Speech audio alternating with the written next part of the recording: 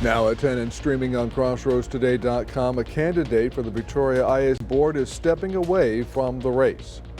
A delay for the bill that would transfer UHV to the Texas A&M system.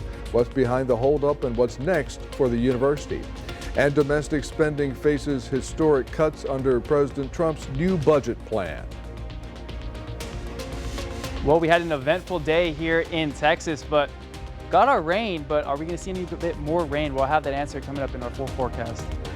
And we are continuing your state track meet coverage. See which Crossroads athlete reached the podium today and yesterday. Coming up in sports. You're watching 25 News now at 10. Good evening and thank you for joining us. I'm Don Brubaker. Shauna Curry is on assignment. Today is an alert day. Storms are hitting the crossroads. Let's go to Jacob Lozano with a first look at the forecast. And from what you're seeing, Jacob, we got some rain but no hail? We got some rain but no hail here in Victoria. Now there's hail elsewhere, monster hail out west, but we did have some areas. I mean, if you look right there heading towards Bloomington, there's a little bit of pocket of hail that is popping up, and there's a little bit of hail right there off of 59 in between Goliad and Victoria, and as well as there in Edna, but that looks like it has just dissipated here. Now this system is slowly moving at about 20 miles per hour, 20 to 25 miles per hour towards the southeast. So the time frame of this system is going to be, there it is. Palacios, we're looking at 1025. 1025 there in Palacios. Port Lavaca, we're looking at 1010. So that's the time frame of when we're going to see these scattered thunderstorms begin to move into that area. So there is evidence of some small pocket hail, about nickel-sized to dime-sized hail. So do be aware of that as it begins to approach, and we'll continue to monitor this as the night progresses. Don? Jacob, thank you. A Shiner man faces a charge of sexual assault of a child. Shiner police arrested 39-year-old Rene Garcia Wednesday at 603 East Brewery Street. He is charged with sexually assaulting a high school student. Shiner police are working with Child Protective Services on this case. Garcia is in the Lavaca County Jail in lieu of $100,000 bond. The next move in a possible UHV transfer to the Texas A&M University system will have to wait until Monday. That's when House Bill 5150, the bill transferring the University of Houston Victoria to the A&M system, will be heard on the House floor. It was scheduled to be heard today, but due to a weather alert, the House of Representatives adjourned for the day. The bill was laid out to the House by State Representative District 30 A.J. Louderback on April 15th. The state Senate already passed the bill for transfer. If the House passes it, then it will go to Governor Greg Abbott for his signature. The Seadrift City Secretary turned in her resignation effective May 15th. City Secretary Gabriela Torres confirmed she resigned when reached by phone Friday. In a statement to 25 News Now, Mayor Pro Tem Tracy Johnson told us, quote, "I am sad to hear this, but very happy for her and all her future endeavors. I wish her nothing but the best," unquote. Johnson added the city of Seadrift will start advertising for the new position soon. Election day in the Crossroads comes tomorrow. In Victoria, voters will decide on a venue tax that would fund a portion of revenue needed for community center renovations. If passed, the venue tax will create a new 5% vehicle rental tax and raise the hotel occupancy tax from 7 to 9%. The renovations to the community center would include a new event arena, and it upgrades the existing building. Last week, the American Car Rental Association sent out a mailer encouraging people to vote no on this Proposition A, saying it raises unnecessary funds for vanity projects and does nothing for roads or public safety. In the city of Victoria's mayoral race, incumbent Mayor Dwayne Crocker is facing a challenge from Jacob Saucy Sauceda. Crocker, a Victoria native and attorney, previously represented District 3 on city council. Sauceda, also a Victoria native, is a former mayoral candidate making another run for the office.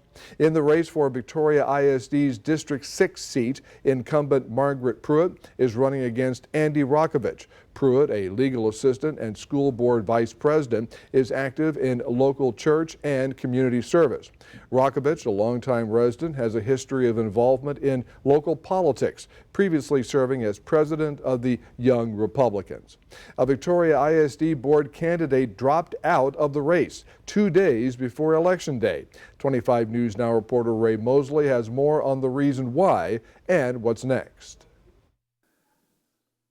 Christian West was a candidate for Victoria ISD District 7. He emailed the school district administration office 2 days before Election Day, letting them know he had to concede the race. On the phone Friday, West said a personal family matter requiring him to leave the state for an extended period of time was a tough decision. It's definitely a turning point for me, and it is a step for a professional career for myself outside of what I've done prior. And that really hit when we found out Monday that we have this obstacle that we are facing, and my wife needs to be where she needs to be. West said this absence will keep him from being able to serve as a trustee if elected.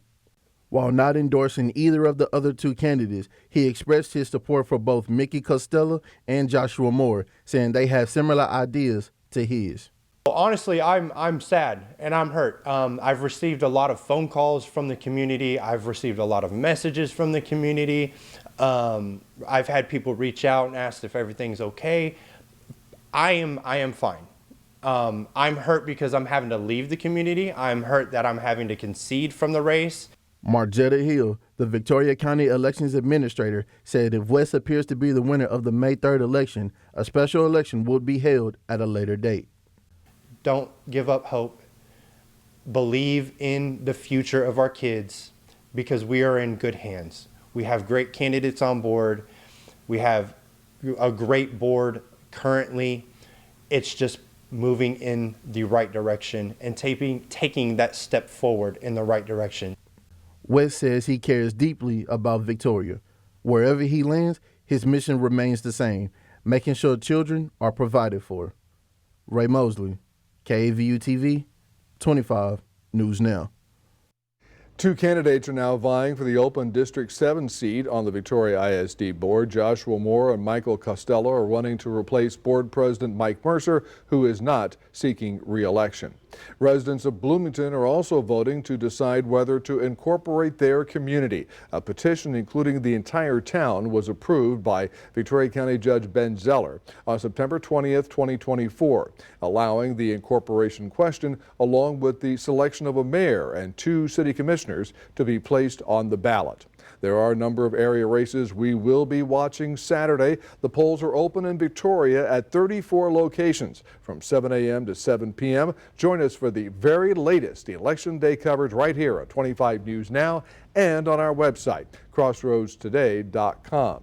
Now, the Texas House is considering a bill to do away with May elections, which have the lowest turnout of any election. To read this full Texas Tribune article, visit our website, crossroadstoday.com. And this brings us to our viewer poll tonight. The question is, why do you think May elections have such low turnout? Lack of awareness, maybe, or not enough important issues, inconvenient timing, or other. And other is in the lead at 44%. If that's your choice, leave a comment to let us know more. The voters speak. Robert Soto from Victoria says voter apathy. Donnie said too many elections per year. And Rob J. from Victoria says most people don't realize these elections have a much higher impact on their lives than the president, but we only push to get out to vote for the big elections on TV. Okay. We want to hear from you. Visit crossroadstoday.com/vote to take part, and we thank you for voting. The city of Uvalde installed cameras near the Robb Elementary Memorial after the site was vandalized Thursday. State Representative Don McLaughlin, a former Uvalde mayor, offered a $2,500 reward for the arrest of the suspected vandals. The memorial, made up of crosses and mementos, honors the 19 children and 2 teachers killed at Robb Elementary on May 24th, 2022. Tonight there is news coming in. The Trump administration now planning a massive military celebration through the streets of Washington. The Pentagon tonight saying it will mark the 250th anniversary of the U.S. Army, and it will coincide with President Trump's 79th birthday. Tonight, the Trump administration planning a massive military celebration through the streets of Washington, D.C. to mark the Army's 250th anniversary, coinciding with the president's 79th birthday. Tonight, the military says the Army is exploring options to make the celebration even bigger. The June 14th parade could involve nearly 7,000 soldiers, tanks and infantry vehicles, helicopter flyovers, and even parachute jumpers. How much it would cost, unclear. News of the possible parade comes as the president is proposing historic cuts to domestic spending, $163 billion on the chopping block. Trump's $1.7 trillion budget proposal for next year, slashing half of the CDC budget from $9 billion down to $4 billion, including eliminating the office that works to reduce gun violence and drug overdoses. Education funding cut by $12 billion, including programs that help high-poverty schools. Energy programs also gutted, including an initiative to help low-income Americans pay for their energy bills. Even some Republicans sounding the alarm. Mike Lawler of New York calling those energy cuts reckless, saying it will leave his constituents out in the cold. What the president is hoping to boost, border security and defense spending. The White House touting a 13% increase in military spending, bringing the defense budget to over $1 trillion. But tonight, hawkish Republicans say it doesn't go far enough. The top Republican on the House Armed Services Committee, Mike Rogers, saying he's very concerned the requested base budget for defense does not reflect a realistic path to building the military capability we need to achieve President Trump's peace through strength agenda. But despite those cuts and the economic turmoil, the administration's still hoping to ramp up the Army's anniversary with that lavish parade. Remember to subscribe to our YouTube channel, Crossroads Today. Hit the like button and click the notification bell so you can see Crossroads Today on YouTube. The film Rust opens in theaters after the tragic on-set shooting that shocked Hollywood. The latest on the movie and the fallout coming up on 25 News Now at 10. Also tonight, new details on the Burnett County tornado, how far it traveled and the impact on the community.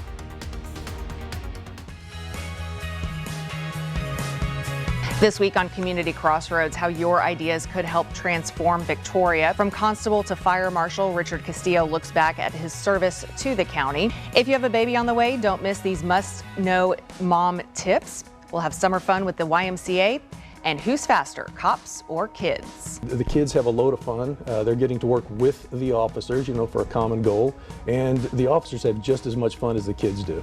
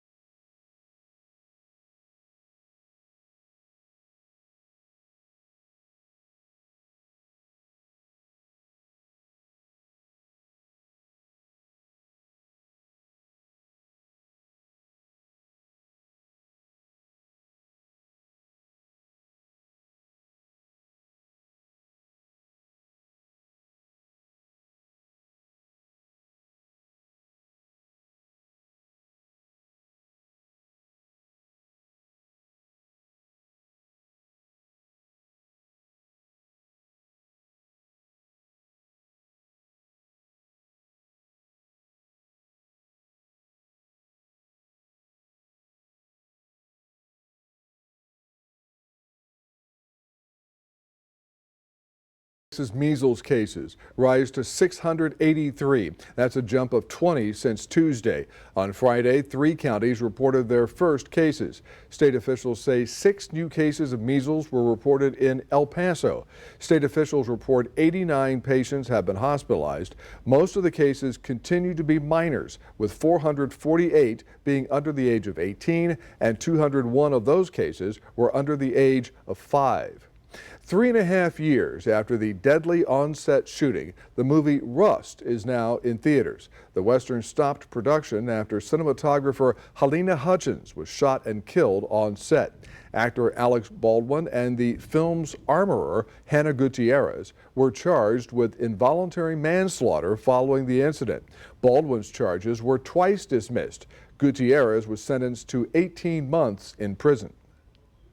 The film Rust, starring Alec Baldwin, opening in select movie theaters. Some things in this life you can't get back, I reckon. The Western released following the 2021 on-set shooting that killed cinematographer Helena Hutchins and injured director Joel Souza when the prop gun Baldwin was rehearsing with fired a live round. I was the one holding the gun, yeah. Okay. Both Baldwin and the film's armorer, Hannah Gutierrez, were charged with involuntary manslaughter. Charges were twice dismissed against Baldwin. In 2024, a judge ruled Baldwin's charges could not be brought again. Since the initial investigation, Baldwin maintained he never fired the gun during an interview with ABC's George Stephanopoulos. And I cocked the gun. I go, can you see that? Can you see that? Can you see that? And she says, and then I let go of the hammer of the gun and the gun goes off. At the moment. That was the moment the gun went off, yeah. That was the moment the gun went off. It wasn't in the script for the trigger to be pulled.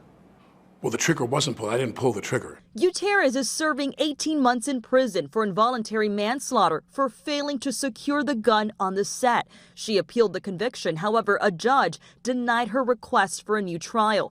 The film stopping production following the tragedy and then resumed April 2023. Director Joel Souza saying in a new interview with The Guardian, quote, "I wish I never wrote the damn movie," adding he never planned to finish the film, but did so at the request of Hutchins' family, who wanted to see her work completed. Profits from the film will go to the Hutchins family.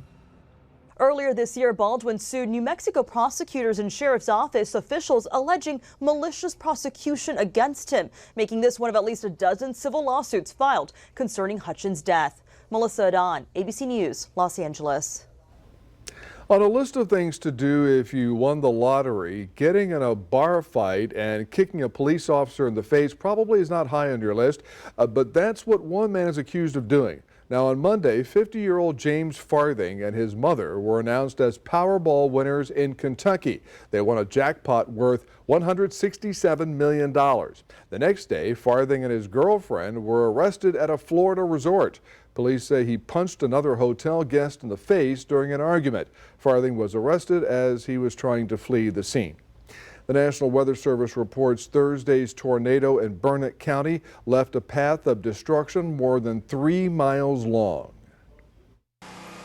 The minute we shut the door, I went blacked out. I don't remember anything. Stephanie McCaska was called inside off the front porch where she was watching the storm by her husband just minutes before the tornado hit their home. This is video of it taken by another neighbor. McCaska doesn't remember those moments, but now she's dealing with the significant damage the tornado left behind. All of our outer buildings are probably almost all gone. I'm praising God I'm alive. I'm just so thankful. He wasn't ready to take me home yet. I have work to do. Not far from McCaska, Nathan Morton was trying to get to work. I was out last night trying to leave for work, and thankfully I got stuck with all the rain and mess. This is the road I take to work. Today he is happy for that delay because he was not on County Road 223 when the tornadoes hit. The storm did rip up the paneling off his home. I didn't realize it was a tornado, but you could hear the wind for sure. We caught up with Burnett County Judge Brian Wilson as he was out assessing the damage. So our first consideration is people. We care about the people more than anything else. A sentiment shared by McCaska's neighbors who came to help the couple clean up and take stock of what's next. And trees are down, hundreds and hundreds of trees, so it's going to take a while. Well, that's incredible. We did see a tornado warning up north of Kerrville, but we are seeing some severity going on throughout South Texas, but there are some showers still lingering around. But are those going to make it down here in Victoria? Well, I'll have that coming up after the break.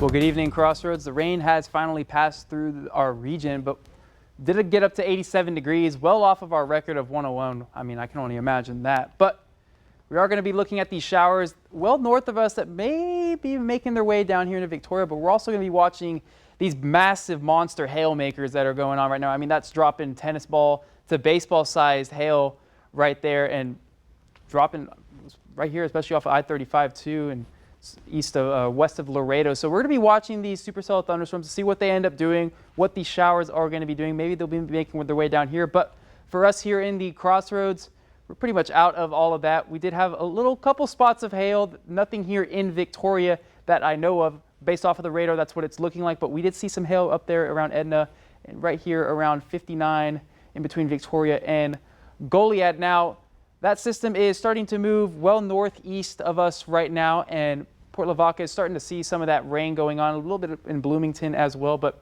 El Campo is starting to see more of that rain that they initially had about an hour ago. They had some pretty big, a little bit of hail with that as well, and some heavy downpours, but they're getting some more rain right now, especially with all of that lightning. And well, that system is going to be moving up here into the Blessing area, but it's going to be dissipating, and Port Lavaca is going to start seeing some of that rain. Now, the rainfall totals were pretty interesting. We saw almost up to 5 to 6 inches of rain north of I-10. We had a system just sit there that just dropped hail and rain all over it, but 2.8 inches there within that purple shaded area, and 1.65 inches there south of Hallettsville, or in Hallettsville to be honest. We see a little bit of purple right there, but about a half an inch there in Gonzales and Yoakum, and about an inch there in Cuero. We had a nice system that moved through. Now, the system right here that in Victoria is slowly starting to update. The computer's starting to put all the math together for us here, but looking like about an inch of rain northwest of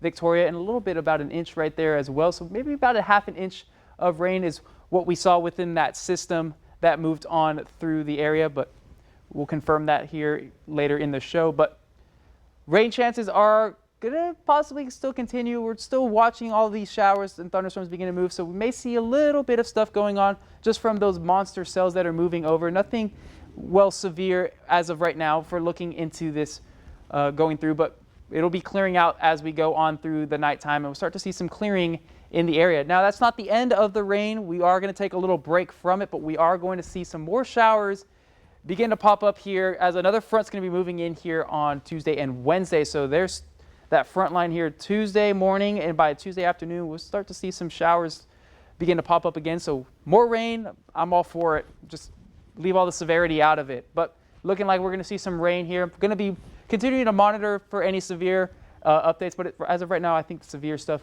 will be remaining north of us, but we'll continue to track that. And Wednesday, we are going to see some more thunderstorms begin to pop up here in the afternoon time, and those winds are going to be shifting out of the northeast, giving us some cooler temperatures to go along with that. But we're also watching this coming weekend, for maybe another frontal system that's going to be pushing through, but we'll have more on that coming up into next week.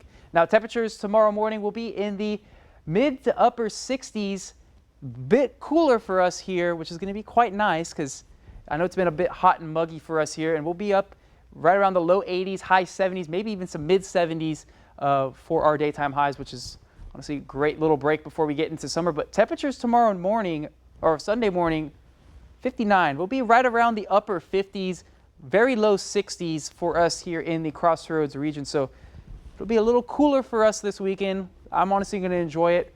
We'll probably won't crash out into the 80s here as our daytime high, as we'll be seeing that mugginess really begin to dip here by Saturday, and then once again rocket right back up. Now, for your daily planner here in Port Lavaca, we're going to see cloudy conditions, northeasterly winds blowing at about 15 miles per hour with 83 degrees as our highs. Same here in Cuero. We'll get up to 80 degrees, but those winds are going to be blowing. I mean, look at that. There was lightning right there, right behind that shot in Cuero. You can see some of that lightning. Very cool. Same here in Victoria, 81 degrees with the winds. But for the next 7 days, we're going to be talking about rain showers Monday through Wednesday, but let's enjoy Saturday and Sunday with these cooler temperatures, but windy conditions will also return within those first 2 days of the week. Don't forget to scan the QR code for more news, weather, and sports. And speaking of sports, here's Ray. Thank you, Jacob. We got a lot of talking to do about this weather because it's affecting Victoria East. But anyway, we got athletes from Ganado, Refugio, and Goliad representing their schools in state track. See which athletes we're talking about and more coming up in sports.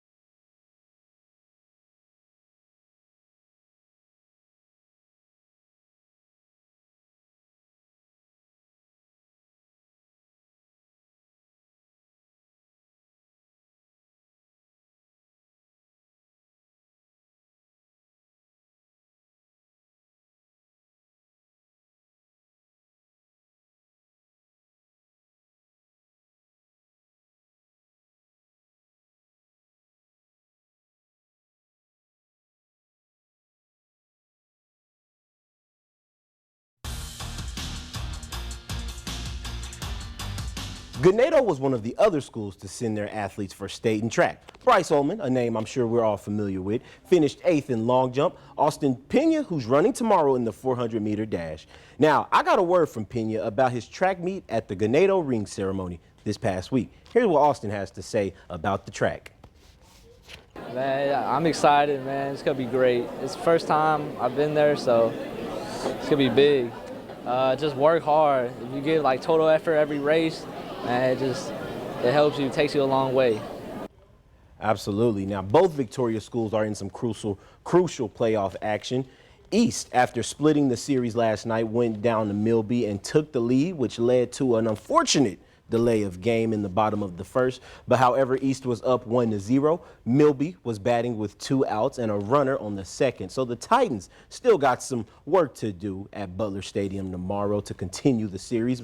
The Victoria West Warriors begun their postseason tonight, taking on Galena Park at a neutral location. West was victorious in the first matchup, final score 3-1. They will battle tomorrow, Saturday at 2 p.m. and let's see if West can take the series with no Game 3 needed.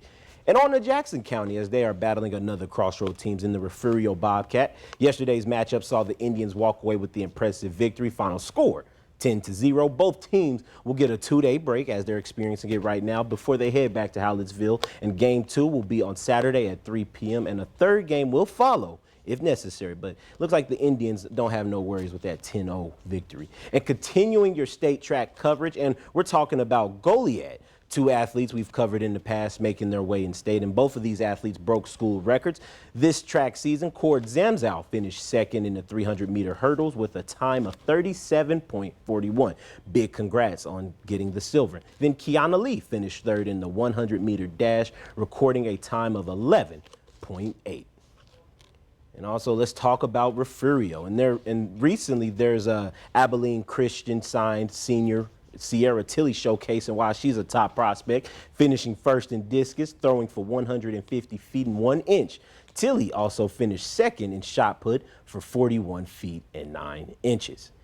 And the UHV baseball team are taking care of business down at Sterling, Louisiana, currently participating in the Red River Athletic Conference Tournament. The first matchup saw the Jags come out successful. Final score, 6-5. The Jags are now in the winner's bracket preparing to take on Louisiana Christian on Saturday at 1 p.m. But however, due to the rain, this could possibly have a late start as well. And Crossroads look like we're really preparing to see another chapter in the San Antonio Spurs basketball. Today, Spurs head coach Greg Popovich has officially announced that he will be stepping down as the head coach. Back in November, he suffered a stroke and was out indefinitely. Well, today he announced that he will not be returning as the head coach, but will resume as head of basketball operations. Popovich served as the head coach for the Spurs from 1973 and is calling it a coaching career in 2025.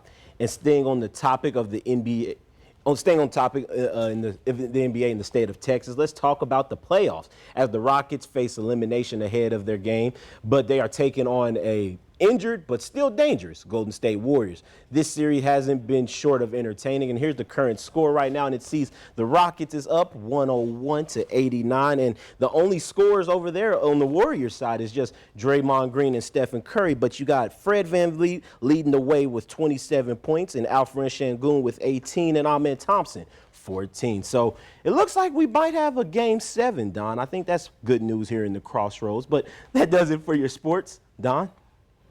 All right, thank you, Ray, and stay with us. Coming up on 25 News now at 10, we'll take a last look at your weather. Plus, move over Smurfs. Scientists explore the possibility of living in mushroom-based houses. Watch tonight before our luck runs out. Yeah. If you could remake Back to the Future, would you go back in time and see to it that you never met Matt Damon? That he disappeared?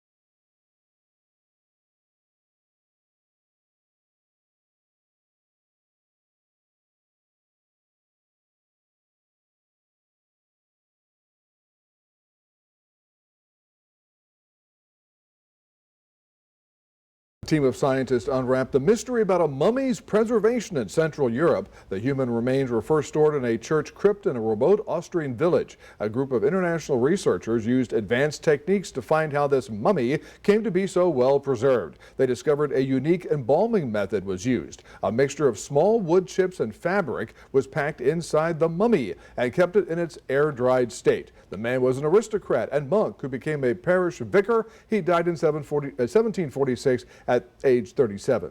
There's a chance people could eventually live in mushroom houses, although they probably wouldn't look like the ones on the Smurfs. A new study says it could be possible to live in homes that are created out of fungi and bacteria. Researchers developed the root-like structure that links fungal networks in the soil and said they came up with a framework to grow a living, self-repairing building material. This could lead to construction that is more environmentally friendly than cement. Let's get a quick update on the weather from Jacob. Yes, we're going to be looking at maybe some more showers possible. Those showers have finally dissipated here throughout our region, but we are looking out west and northwest for those little pop-up showers that have just started to pop up here. But those heavy stuff, it's going to stay well west of us, but we are going to keep looking at this as the night progresses. Thank you, Jacob. And finally tonight, Dollywood, the mountains and country music usually draw crowds to Pigeon Forge, but now there's a new way to take in the views. The city just unveiled what they say is the longest zip line in the country, stretching a full mile and hitting speeds up to 55 miles an hour. What? Tourism officials say big thrills like this help keep visitors coming and the local economy growing. Just one more reason to hang out, oh, I get it, in the Smokies, literally 55 miles an hour on a zip line. I don't know about that. Count me out. Count me out. I'd do it.